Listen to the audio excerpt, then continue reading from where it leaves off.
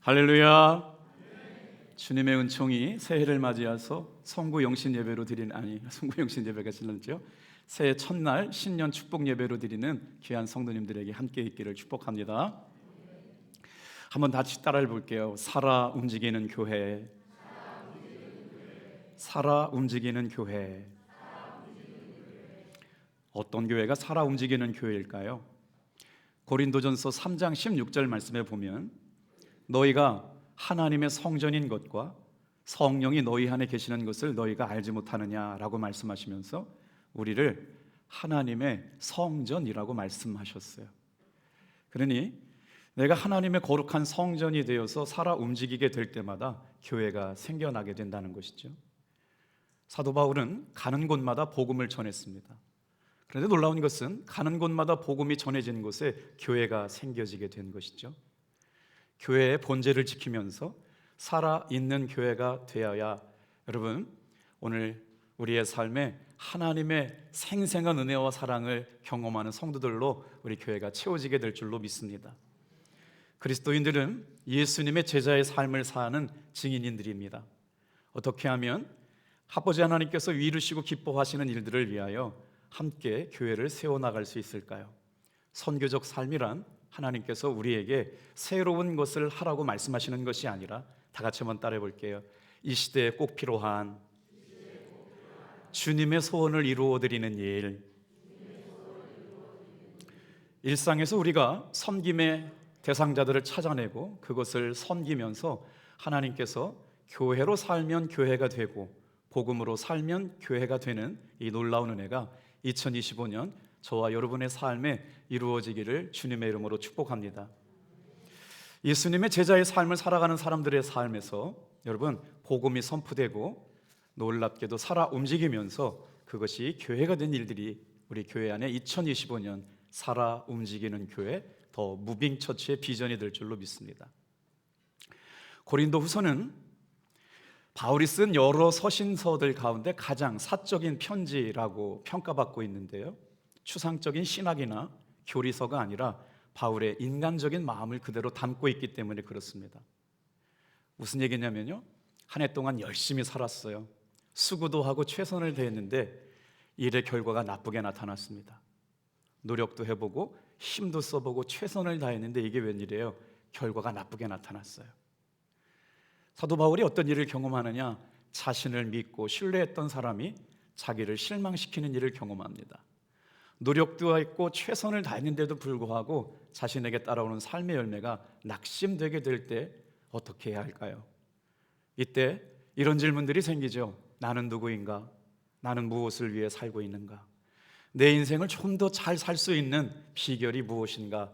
라는 질문을 가지고 오늘 예배에 나온 성도님이 계시다면 1월 한 달 동안 고린도 후서를 읽어보시길 바랍니다.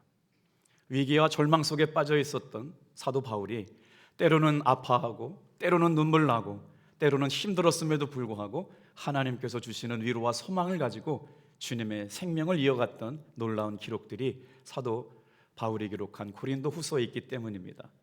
그래서 특별히 고린도 후서를 눈물의 편지라고 일컫는데요, 그 내용을 고린도 후서 2장 4절 말씀을 천천히 한번 같이 읽어보도록 하겠습니다. 시작. 내가 마음에 큰 눌림과 걱정이 있어 많은 눈물로 너희에게 썼노니 이는 너희로 근심하게 하려 한 것이 아니요 오직 내가 너희를 행하여 넘치는 사랑이 있음을 너희로 알게 하려 함이라. 여러분 성경 말씀을 읽을 때 이런 생각들 들지 않아요? 사도 바울 같은 사람에게 큰 걱정이 있었다고? 사도 바울 같은 사람에게 큰 눌림이 있었다고? 눈물로 기도하게 하셨다는 것이 도전이 되고요. 누구를 위해서 기도했을까요? 사도 바울의 눈물의 기도의 이유는 그가 섬기고 있는 교회와 성도들을 향한 눈물의 기도였어요. 그것은 정말 예수의 복음이 어떻게 경험되어졌는가에 따라서 오직 내가 너희를 위하여 넘치는 사랑이 너희에게 있음을 알게 하려 함이라. 사도 바울의 눈물의 기도, 정말 큰 눌림과 걱정이 있는 것은 하나님의 은혜로 살아가기를 간절히 기도하고 애썼던 사도 바울의 마음이 담겨져 있기 때문이 아닌가 싶습니다. 고린도 교회를 개척하고 섬겼던 사도 바울은요, 그 시대적인 상황을 둘러보면 사도 바울이 어떤 목회를 했는지를 알 수가 있게 되는데, 고린도 교회에 문제가 좀 많았어요. 사진 한 장 보여드려 볼게요. 고린도 교회는 그리스 중남부에 위치해 있거든요.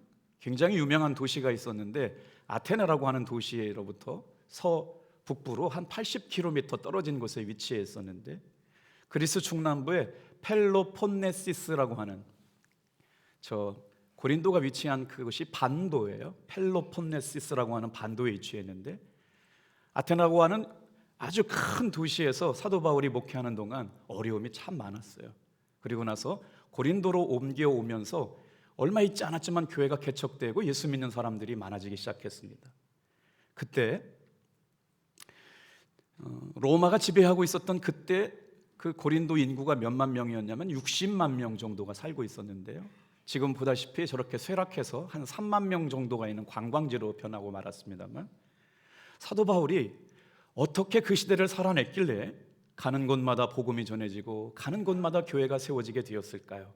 오늘 살아 움직이는 교회를 꿈꾸면서 세 가지를 묵상할 텐데 다 같이 한번 따라해 보겠습니다. 전하는 것이 오직 예수 그리스도의 복음인 교회. 새해에 대한 기대를 가지고 오늘 예배 자리에 나오셨는데, 저도 말씀을 묵상하면서 하나 동안 어떤 마음을 가지고, 어떤 말씀을 가지고, 어떤 태도를 가지고 목회할까 준비하는 가운데, 여러분, 하나님께서 사도 바울이 움직이는 교회, 곳마다 교회가 세워지고 예수 믿고 구원받는 사람들이 많아지게 하셨다라는 말씀을 통해 어떤 것이 그렇게 가능하게 만들었을까를 주목해 보기 시작했어요. 여러분, 우리가 지금 예배를 드리고 있잖아요. 예배를 드리고 있으면서도 우리의 마음은 싸움이 일어납니다. 목사님의 말씀이 귀에 들리지 않고, 예수 믿는다라고 하는 것이 무의미해지고, 교회를 다닌다라고 하는 것조차 내가 지금 뭐하고 있는가라고 하는 영적 싸움이 있다는 것을 사도 바울이 말씀하고 있어요. 뭐라고 말씀하느냐면, 고린도 후서 4장 4절 말씀에 다 같이 한번 따라해 볼게요. 믿음을 방해하는 영적인 세력. 그러니까 여러분, 예배를 드리면서 내가 하나님의 말씀의 은혜를 못 받는다라고 하는 것은요, 분명히 영적인 방해와 공격이 있다는 거예요. 오늘 이 시간 여러분, 믿음의 귀가 열리고 하나님의 말씀을 들을 만한 믿음의 영이 여러분 충만하게 사모되기를 축복합니다. 우리 한번 4절 말씀을 천천히 같이 한번 읽어볼게요. 시작. 그 중에 세상의 신이 믿지 아니하는 자들의 마음을 혼미하게 하여 그리스도의 영광의 복음의 광채가 비치지 못하게 함이나 그리스도는 하나님의 형상이니라. 놀라운 말씀 아니에요? 오늘 이 시간 예배를 드리고 말씀을 듣는 사랑하는 성도 여러분, 하나님의 영광의 복음이 내 마음속에 비치지 못하게 하는 영적 싸움에서 이기고 승리할 수 있기를 주님의 이름으로 축복합니다. 그래야 말씀의 은혜를 받고요, 그 말씀이 내 삶에 영향력 미치고 그 은혜로 살아가게 되는데, 복음의 영광의 광채를 바라보지 못하게 만드는 영적 반대가 있다라고 하는 거예요. 대적이 있다는 것이죠. 그래서 사도 바울은 어떻게 해요? 그리스도의 형상을 가는 곳마다 흘러 넘치게 하는 일들에 전심을 다했다는 것이죠. 5절 말씀 천천히 읽어볼게요. 살아 움직이는 교회가 무언가 같이 읽어보겠습니다. 시작. 우리는 우리를 전파하는 것이 아니라 오직 그리스도 예수의 주 되신 것과 또 주를 위하여, 예수를 위하여 우리가 너희의 종된 것을 전파함이니라. 말씀을 천천히 읽어보면 사도 바울이 전하는 것은 오직 우리 주 예수 그리스도, 예수의 생명을 전하는 것, 이것이 사도 바울의 할 일이라고 하는 것이지요. 예수를 위하여 우리가 다 종된 사람이라고 하는 사실을 고백하고 있습니다. 고린도 교회에서 발견하게 되는 살아 움직이는 교회의 모습을 보니까 어떤 일들이 있었냐면 이런 일들이 있었어요. 고린도 교회는요, 무역이 굉장히 발전했어요. 산업이 흥황했어요. 따라오는 게 뭘까요? 술의 문제, 우상의 문제, 음란의 문제가 여러분 고린도 교회에서 아주 관영하게 퍼져 있었어요.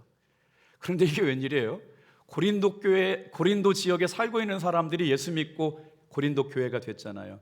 그곳에 들어온 사람들이 교회 안에서 똑같은 일들이 일어났어요. 음란함으로 죄 짓고, 음란함으로 우상 숭배하고, 음란함으로 교회를 혼란하게 만드는 일들이 교회 안에 큰 이슈가 되니까 어떻게 해요? 교회를 개척했던 사도 바울은 뭔가 처방을 내려야 되잖아요. 한번 생각해 보세요. 그런 일이 있었으면 안 되겠지만 어느 교회 성가대 지휘자가 바람을 펴가지고 큰 교회 혼란이 생겼어요. 묻지도 따지지 않고 어떻게 그렇게 할 수가 있냐고 교회가 난리가 났어요. 당장 사표 쓰게 해야 된다. 이유를 들어봐야 된다. 담임 목사님이 엄청난 큰 어려움을 당하게 되고 교회가 다 분열하게 될 때가 있었어요. 그런데 당연히 정죄하고 판단하고 소리 지르고 내쫓고 하지 못하게 만들어야 될 일들이 일어나게 되는데 사도 바울의 처방은 달랐습니다. 한번 볼까요? 고린도후서 2장 7절 8절 사도 바울이 내린 처방을 같이 한번 천천히 읽어보겠어요. 시작. 그런즉 너희는 차라리 그를 용서하고 위로할 것이니 그가 너무 많은 근심에 잠길까 두려워하노라. 그러므로 너희를 권하노니 사랑을 그들에게 나타내라. 다 같이 한번 따라하겠습니다. 전하는 것이 오직 예수 그리스도. 사도 바울의 평가는 고린도 교회가 위치하고 있는 그곳에 세상의 문화가 교회 문화에 들어와서 똑같이 우상 숭배하고 음란한 사람들을 판단하고 정죄하고 쫓아내는 것이 아니라 그들을 차라리 용서하고 위로하면서 그들의 많은 근심에 사로잡지 않도록 하라고 말씀하시고 있는 것이죠. 그러면서 성도들에게 부탁을 합니다. 예수의 사랑을 그들에게 전해라. 여러분, 오늘 우리는 교회에 나와서 신앙생활하는 사람들이 되었습니다. 어떤 기대를 가지고 주님 앞에 나와서 예배를 드릴까요? 오늘 말씀을 묵상하면서 교회는 이런 곳이구나라고 하는 걸 확신하게 되었어요. 한번 따라해 보시겠어요? 위로와 소망을 전해주는 곳. 세상 사람들이 다 죄라고 얘기했고 판단하고 정죄해서 그런 사람들과 상종하지도 못하겠다고 얘기하는데 사도 바울은 교회에서 사랑의 본질은 위로하고 소망을 경험할 수 있는 곳이 되게 하라고 말씀하고 있는 걸 보아요. 인생의 쓴물을 다 경험하고 열심과 최선을 다했음에도 낙심하고 절망하는 일들이 일어납니다. 여러분, 인생에 누구도 넘어짐이 없는 사람은 없어요. 고통을 당해보지 않은 사람은 없어요. 절망의 어두운 터널을 통과하지 않은 사람은 없어요. 그래서 아무리 위대한 사람이라도 하나님의 위로와 소망이 필요합니다. 오늘 2025년을 새롭게 사랑하고 결단하는 사랑하는 성도 여러분, 교회에서 예배드릴 때마다 하나님의 소망과 위로를 전하는 여러분 되시기를 주님의 이름으로 축복합니다. 그게 진정한 교회라고 하는 거예요. 여러분, 선지자 중에 가장 훌륭한 선지자라고 하면 누구인지 여러분 기억하세요? 엘리야 선지자였거든요. 엘리야 선지자가 힘들 거라고 생각해 보신 적이 있어요? 하늘에서 불병거와 불망을 보게 되고 말이에요.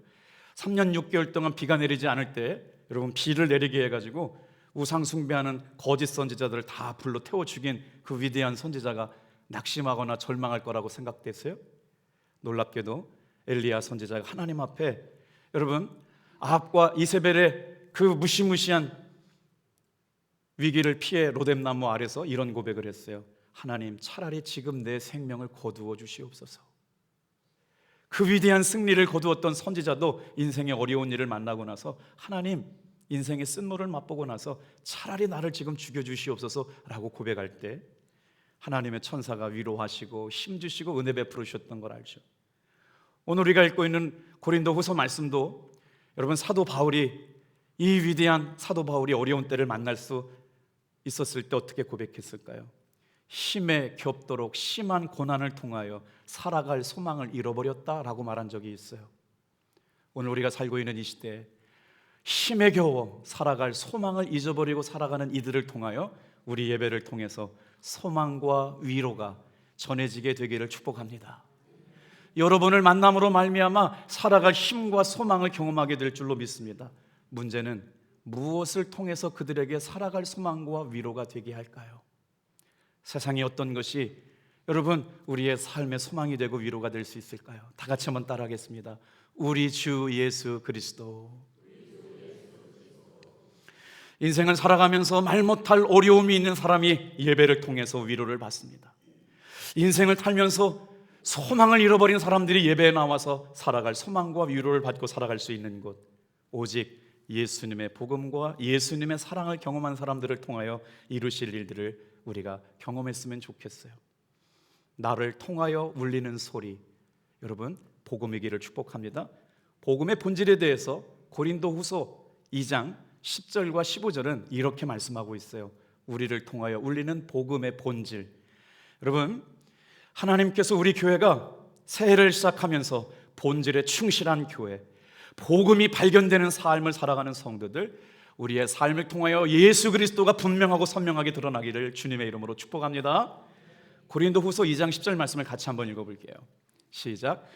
너희가 무슨 일에든지 누구를 용서하면 나도 그리하고, 내가 만일 용서한 일이 있으면 용서한 그것은 너희를 위하여 그리스도 앞에서 한 것이니, 우리는 구원받은 자들에게나 망하는 자들에게나 하나님 앞에서 그리스도의 향기니, 이 사람에게는 사망으로부터 사망에 이르는 냄새요, 저 사람에게는 생명으로부터 생명에 이르는 냄새라.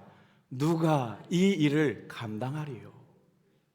제 말씀으로 해석해 드려 볼게요.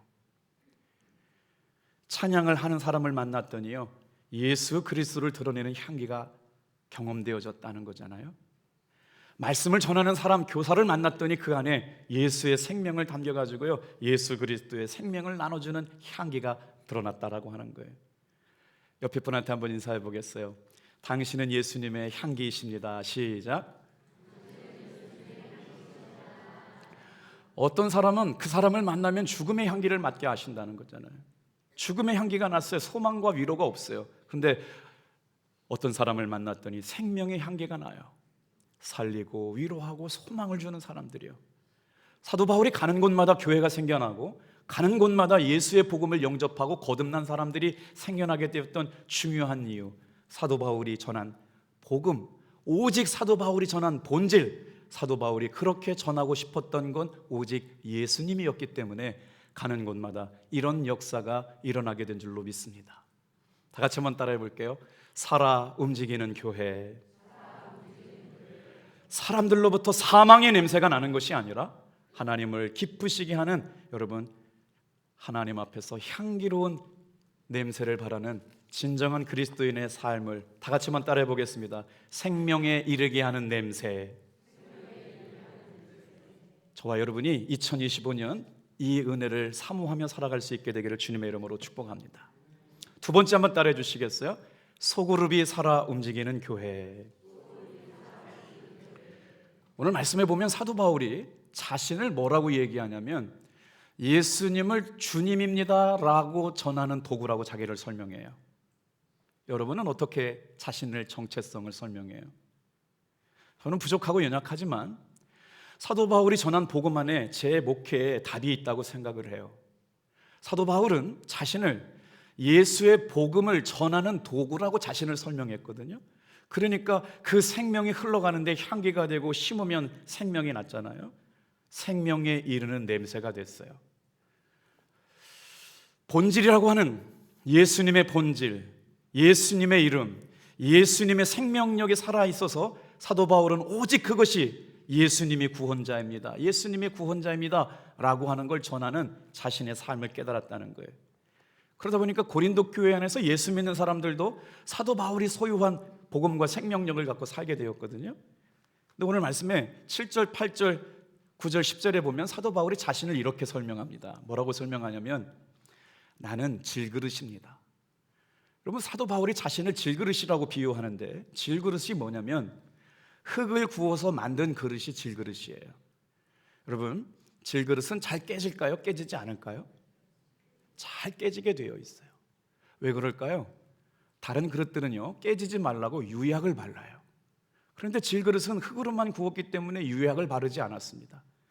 깨지기 쉽고 넘어지기 쉽고 상처받기 쉽고 무너지기 쉬운, 정말 연약하디 연약한 인생을 뭐에 비유했느냐? 자신을 질그릇에 비유했습니다.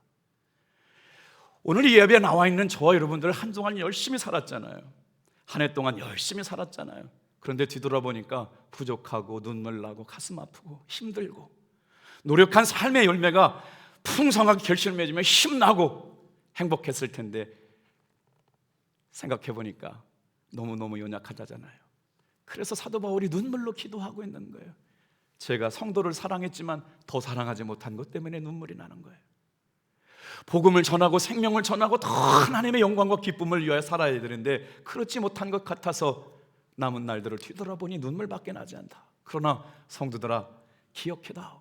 나는 너희를 향한 사랑의 마음은 진심이었다. 그러면서 뭐라고 말씀하시느냐? 여러분, 오늘 자신 안에 보배로운 존귀하신 분을 간직하고 살다는 거예요. 깨지기 쉬운 존재이지만 담겨져 있는 그 질그릇 안에 보배이신 예수님을 담고 살아가는 존재가 되었다는 거예요. 사랑하는 성도 여러분, 오늘 이 예배를 통하여 나는 깨지기 쉬운 질그릇이지만 내 안에 예수 그리스도의 보배로우심을 담고 돌아가시는 여러분 되길 축복합니다. 어떤 변화가 일어났을까요? 7절부터 10절까지 말씀을 사도 바울이 자신의 질그릇에 무엇을 담고 그 담긴 보배로우신 예수님을 통해 어떤 역사가 일어났는지 말씀 속으로 들어가 볼게요. 같이 읽겠습니다. 시작. 우리가 이 보배를 질그릇에 가졌으니 이는 심히 큰 능력은 하나님께 있고 우리에게 있지 아니함을 알게 하려 함이라. 우리가 사방으로 우겨싸임을 당하여도 쌓이지 아니하며 답답한 일을 당하여도 낙심하지 아니하며 박해를 받아도 버림받지 아니하며 거꾸로 됨을 당하여도 망하지 아니하고 우리가 항상 예수의 죽음을 몸에 짊어짐은 예수의 생명이 또한 우리 몸에 나타나게 하려 함이라. 말씀이 믿어지는 분만 크게 아멘해요. 할렐루야. 다시 한번 생각해 볼게요. 여러분, 사도 바울이 능력이 있어서 목회를 그렇게 멋지고 아름답게 훌륭한 게 아니었더라고요. 사도 바울도 자신은 질그릇이라고 생각했어요. 그런데 질그릇과 같은 연약하고 깨어지기 쉬운 자신에게 보배로우신 예수님을 주인으로 삼고 살아가요. 거기에 능력이 있다는 건 아닙니까? 하나님의 큰 능력이 하나님께 있고 우리에게 있지 않다. 사랑하는 성도 여러분, 올 한 해 하나님이 부어주시는 큰 능력을 우리 마음속에 새기고 살아가시기를 주님의 이름으로 축복합니다. 그 능력이 내게 있지 않대요. 위로의 말씀 아닙니까? 사도 바울은 우리와 달라서 하나님이 그에게만 큰 능력을 주셨기 때문에 앞치마만 둘러도 병이 났고 말씀을 듣고 뱀이 독사감으로도 죽지 않았는데 그에게 큰 비밀이 있었기 때문에 그렇다 그러면 우리 예수 믿을 소망이 없잖아요. 사도 바울도 우리와 똑같은 깨지기 쉬운 질그릇과 같은 존재라고 말해요. 그런데 뭐에 집중했어요? 내 안에 계시는 예수요, 내 안에 계시는 생명이요. 그리고 나니까 이 능력은 하나님께 있어요. 올 한 해 하나님이 부어주시는 능력으로 일어서시기를 축복합니다. 그 다음에 따라 나오는 말씀이 참 눈물나게 고맙습니다. 사방으로 우겨싸임을 당했대요. 그런데 사도 바울은 그 우겨싸임을 당하지 않는다고 고백을 합니다. 답답한 일이 찾아왔어요. 낙심할 만합니다. 소망이 없어요. 그런데 낙심하거나 절망하지 않게 되었다는 거예요. 예수의 생명이 그 안에 있기 때문에. 박해를 받아요. 예수를 전하는 것도 어려운데 그것 때문에 매를 맞아요. 40에 하나가만 매를 수없이 맞아가면서도 거꾸로 때림을 당하지 않아요. 망하지 않아요. 사랑하는 성도 여러분, 오늘 우겨싸임을 당하여도 망하지 않게 됨을 믿습니다. 답답한 일을 당하여도 여러분 낙심하지 않게 될 줄로 믿습니다. 우리가 박해를 받아도 거꾸로 됨을 당하지 않도록 여러분 우리 안에 있는 생명이 우리를 지켜주실 줄로 믿습니다. 그래서 사도 바울이 고백해요. 그 능력이 어디서부터 오느냐? 예수의 죽음, 죽었으나 부활하신 생명이 나를 살게 한다. 예수의 생명이 오늘 저와 여러분을 살게 할 줄로 믿습니다. 사진 한 장 보여드릴게요. 무엇으로 보이세요? 일부 예배 때 수박으로 보이신대요. 무엇으로 보이시나요? 호박으로 보이세요? 무엇으로 보이시는지는 중요하지 않습니다. 저것은 씨입니다. 여러분, 저 씨를 심으면 뭐가 날까요? 씨는 심어보면 압니다. 오늘 여러분은요, 하나님 앞에 거룩한 생명을 잉태한 씨입니다. 올 한 해 살아 움직이는 교회가 되기 위하여 여러분 심기어지는 성도님들 다 되시기를 축복합니다. 이 씨 안에 뭐가 들어져 있어요? 생명이 들어있어요. 그래서 씨는 심으면 살아나게 되어 있어요. 열매 맺게 되어 있어요. 심어봐야 그 안에 뭐가 있는지 알게 됩니다. 왜 올 한 해 김석기 목사가 새해를 준비하면서 소그룹이 살아 움직이는 교회가 되게 했느냐 말씀을 드려볼게요.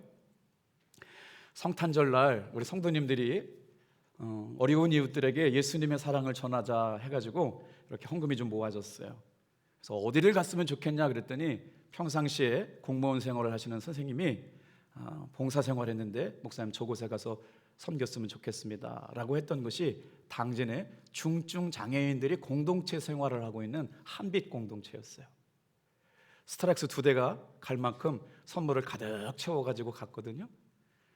그래서 소식이 와요. 어떤 걸 도와드렸으면 좋겠어요 그랬더니 그분들이 생활하는 공동체 안에 이불을 좀 다 갈아드렸으면 좋겠습니다. 제가 사진을 찍고 싶었지만 오랜만에 가가지고 그 이불 드리고 온다고 사진 찍는 것이 그곳에 생활하시는 분들에게 마음 아픈 일이 될까 사진을 찍어오지 않았어요. 그런데 그 이불을 호청을 갈아가지고 아래 위에 깔아드리고 하는데 한 자매님이, 공동체 생활하는 자매님이 옆에서 들어갈 때부터 좋아요, 이불 예뻐요, 한 20, 30분 봉사하는 동안에 계속 써서 행복해요, 이불 예뻐요, 이불 좋아요, 이불 깨끗해요, 이불 아름다워요. 얼마나 보람되고 감사한지 말이에요. 제가 말씀드리고 싶은 것은 다 같이 한번 따라해 주시겠어요? 교회로 살면 교회가 됩니다.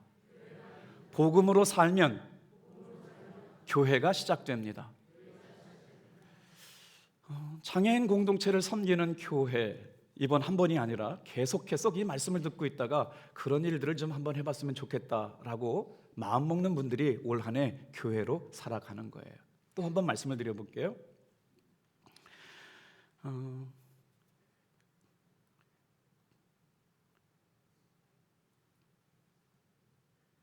홍대에 가면 금요일 날이요, 전국에서 청년들이 모여요. 밤새 술을 먹습니다. 그 술 먹는 아이들이 뭐가 이뻐가지고 거기서 라면을 끓여줘요. 근데 홍대 안에 그 길거리에서 술 먹는 아이들에게 예수의 심장을 가지고 그들을 섬기는 청년들을 위하여 기도하는 교회가 있어요. 그 교회가 바로 움직이는 교회인데, 조건도 묻지 않고 예수 믿느냐고, 왜 청년이 꿈도 없이 술 먹고 이렇게 밤을 새우냐고 묻지 않고 누구든지 다 오라는 걸, 속 풀고 새 힘 가지고 너희들을 위해 누군가 기도해주는 예수 믿는 사람들이 있다. 홍대 안에서 라면 끓여주는 교회가 있어요. 재밌죠?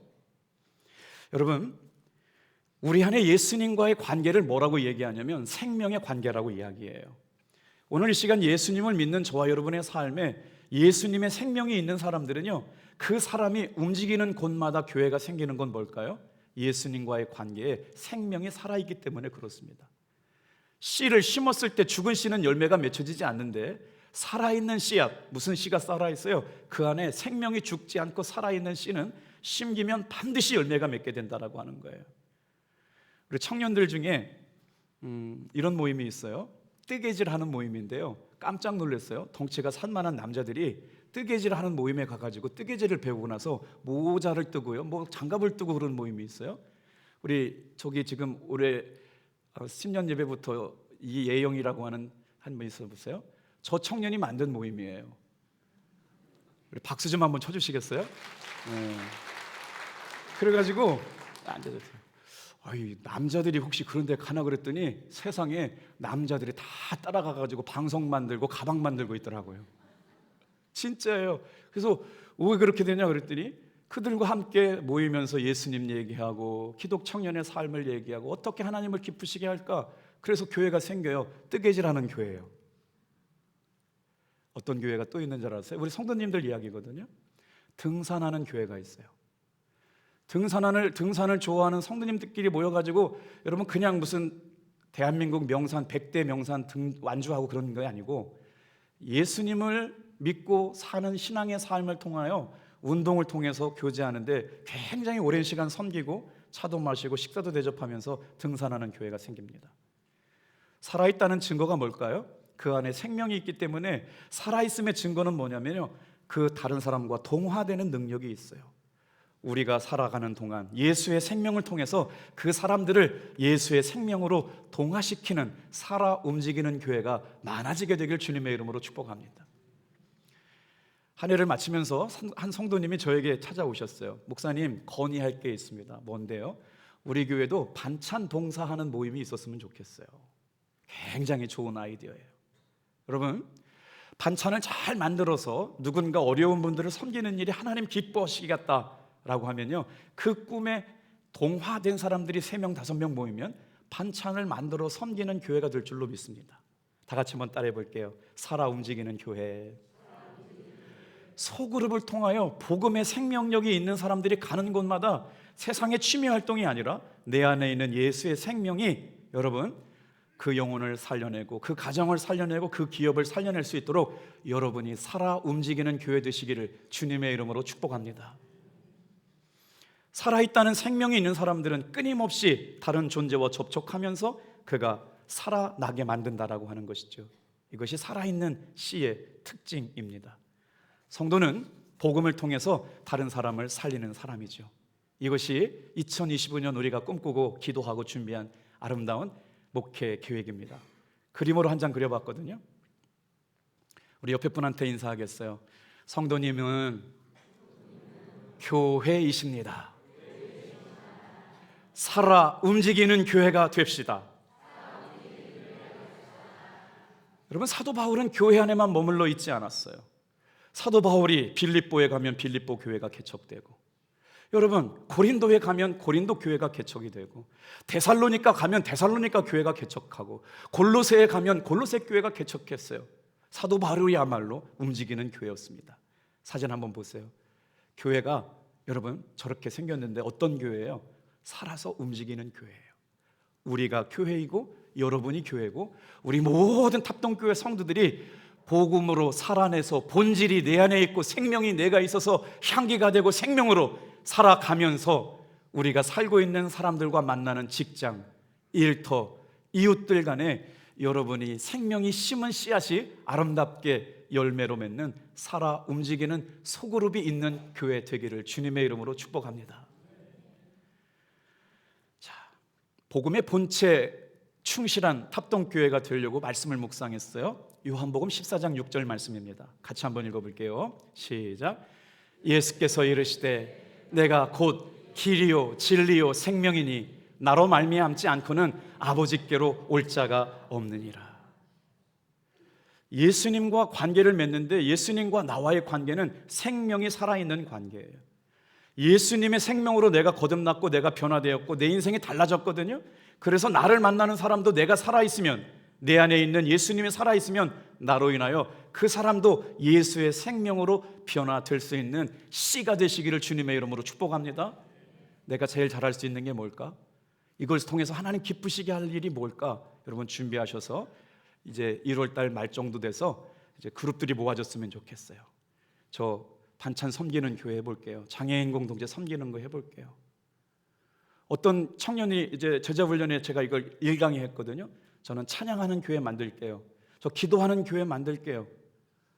우리 교회 안에 데코레이션 하는 교회도 생겨났으면 좋겠어요. 탁월한 탤런트를 가지고 살아 움직이면서 하나님 기뻐하시는 일들을 많이 만들어서 제가 2025년 목회 잘했다라고 하면 어떤 걸까요? 이런 소그룹이 생명을 낳고 복음을 살려내는 이런 아름다운 소그룹들이 많아지면 주님의 은혜 가운데 승리한 한 해가 될 줄로 믿습니다.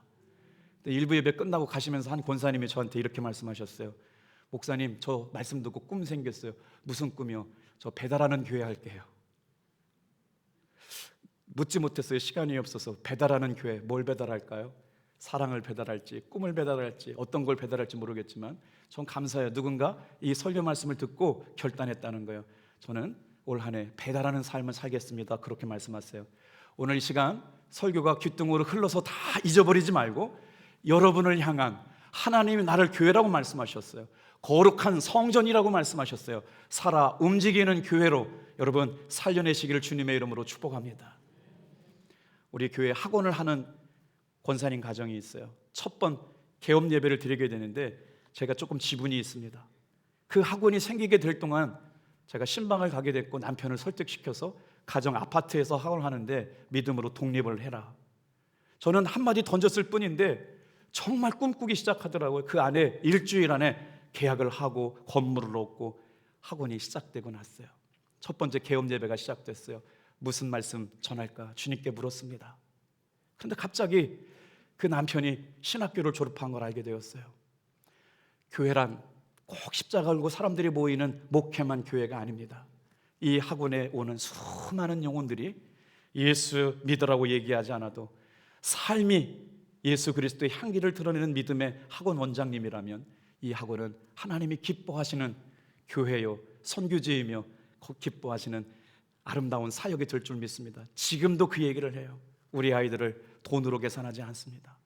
눈물로 기도하고 부모들을 섬기면서 이 아이들이 하나님의 영광을 드러낼 수 있는 사람들로 드러내기를 원합니다. 그런 고백을 들은 적이 있어요. 살아 움직이는 교회, 복음의 생명력을 가지고 여러분의 일터에서 만나는 곳마다 교회로 살면 교회가 될 줄로 믿습니다. 우리가 예수님과의 생명의 관계를 유지하고 있는지를 돌아보려면 어떻게 해야 될까요? 고린도후서 4장 10절부터 12절 말씀을 같이 읽어볼게요. 시작. 우리가 항상 예수의 죽음을 몸에 짊어짐은 예수의 생명이 또한 우리 몸에 나타나게 하려 함이라. 우리 살아있는 자가 항상 예수를 위하여 죽음에 넘겨짐은 예수의 생명이 또한 우리 죽을 육체에 나타나게 하려 함이라. 그런즉 사망은 우리 안에서 역사하고 생명은 너희 안에서 역사하느니라. 예수의 생명이 내 안에 살아서 우리가 가는 곳마다 예수의 생명이 죽음에 넘겨져 있는 사람들을 인하여 살아나게 하여 주시기를 기도합시다. 여러분을 만나는 사람마다 죽음과 소망과 낙심과 절망에 있는 사람들이 예수의 생명을 나를 통해 보고 여러분 구원받고 거듭나는 교회가 되기를 축복합니다. 고린도 요한복음 15장 16절 같이 읽을게요. 요한복음 15장 16절 시작. 너희가 나를 택한 것이 아니요 내가 너희를 택하여 세웠나니 이는 너희로 가서 열매를 맺게 하고 또 너희 열매가 항상 있게 하여 내 이름으로 아버지께 무엇을 구하든지 다 받게 하려 함이라. 아멘. 교회를 영적으로 진단했어요. 요한복음 13장 34절 35절입니다. 같이 읽고요. 시작. 새 계명을 너희에게 주노니 서로 사랑하라. 내가 너희를 사랑한 것 같이 너희도 서로 사랑하라. 너희가 서로 사랑하면 이로써 모든 사람이 너희가 내 제자인 줄을 알리라. 여러분, 우리의 사랑은 교회 밖을 향한 사랑이라고 생각하는 경우가 많습니다. 다 같이 한번 따라 볼게요. 우리의 사랑은 교회 안의 형제들부터 사랑해야 합니다. 이 사랑이 흘러가는 거예요. 우리가 사랑이 없는데 어떻게 가서 밖에서 사랑을 전합니까? 내 안에 생명이 없는데 어떻게 생명을 전합니까? 사랑은요, 우리 교회 안에 성도 안에 서로가 위로가 되고 기쁨이 되고 자랑이 될 때 이 사랑이 흘러 넘치게 될 줄로 믿습니다. 자, 마지막으로 한 번만 더 따라해 주시겠어요? 다음 세대가 살아 움직이는 교회. 사진 한 장 보여드릴게요. 우리 교회 안에서 눈이 오나 바람이 부나 비가 오나 불철주야 한 번도 흐트림없이 모이는 모임이 있어요. 주일 오후 3시에 당진 중고등학교 축구 모임이거든요. 저는 저 축구 모임을 통해 얼마 못 갈 줄 알았어요. 그런데 얼마나 열심히 하는지. 그런데 많은 분들이 이렇게 얘기해요. 저게 뭐가 되겠어? 여러분, 축구하는 모임이 다음 세대를 살아 움직이는 교회가 될 줄 누가 알겠어요? 장로님들이 관심 가져주시고 함께 하시는 집사님, 권사님이 그 안에 오는 당진 중고등학교 아이들을 사랑으로 섬겼어요. 어떻게 섬겼는지 모르겠지만요, 우리 김희상 목사님이 가면서 목사님 저 축구 모임이 귀하니까 잘 살려주세요 그래요. 왜 그러냐 그랬더니 축구 모임을 통해서 중고등부 5명이 교회에 전도가 됐대요. 할렐루야. 이게 살아 움직이는 교회라고요. 교회로 살면 교회가 되고 성도가 복음으로 살면 복음이 되는 일. 우리 교회 오늘 이은선 목사님이 새로 오셨거든요. 그래서 제가 2가지를 부탁했어요. 제가 어린 시절 교회학교 생각하면 선생님과 함께 누가복음 2장을 통째로 암송했던 기억이 나요. 우리 교회는 33년째 여러분 성경을 묵상하고 새롭게 결단하는 아름다운 전통이 있는 날입니다. 가치를 귀하게 여기시기를 주님의 이름으로 축복합니다. 그래서 새로 오신 이은서 목사님은 뭘 중점적으로 노력하실 거냐면 우리 교회학교 어린이들이 암송하는 교회에 힘쓰도록 준비하고 계세요. 그리고 나서 한 가지를 더 부탁을 드렸어요. 어떤 거냐면 교회학교 어린이들을 어떤 성경의 모델로 키우게 될 것이냐. 아브라함, 이삭, 야곱, 아이야 기도하자, 이 프로그램을 가지고 어린이 특별 새벽 기도를 준비하고 있어요. 여러분, 다음 세대가 어떻게 하나님의 기쁘심을 감당할 수 있는 사람들로 살아갈 수 있을까요? 디모데후서 3장 15절, 14절부터 17절 읽고 마칠 거예요. 이 생명이 흘러가야 다음 세대가 살아날 줄로 믿습니다. 같이 읽어요. 시작. 그러나 너는 배우고 확신한 일에 거하라. 너는 내가 누구에게서 배운 것을 알며 또 어려서부터 성경을 알았나니 성경은 능히 나로 하여금 그리스도 예수 안에 있는 믿음으로 말미암아 구원에 이르는 지혜가 있게 하느니라. 모든 성경은 하나님의 감동으로 된 것으로 교훈과 책망과 바르게 함과 의로 교육하기에 유익하니 이는 하나님의 사람으로 온전하게 하여 모든 선한 일을 행할 능력을 갖추게 하려 함이라. 여러분, 세상 교육은 수도 없이 우리 영혼들을 훔쳐들고 있어요. 핸드폰, 스마트폰 열면 죄악과 음란의 문화, 도박의 문화, 여러분 정말 이해할 수 없는 일들이 우리 아이들의 영혼을 훔쳐가고 있어요. 이 일은 가정에서부터 시작돼야 될 줄로 믿습니다. 우리 교회 학교가 다음 세대를 살릴 때마다 진리와 생명을 통해서 하나님의 말씀을 배우고 확실한 일에 거할 수 있도록 다음 세대를 살아있는 공동체가 되도록 힘써 주시기를 축복합니다. 믿음으로 말미암아 구원에 이르는 지혜가 있어요. 교훈과 바르게 함을 통해서 하나님의 사람으로 온전하게 선한 일을 감당하는 다음 세대가 우리 교회 안에 살아 움직이는 교회가 되기를 주님의 이름으로 축복합니다. 기도하겠습니다.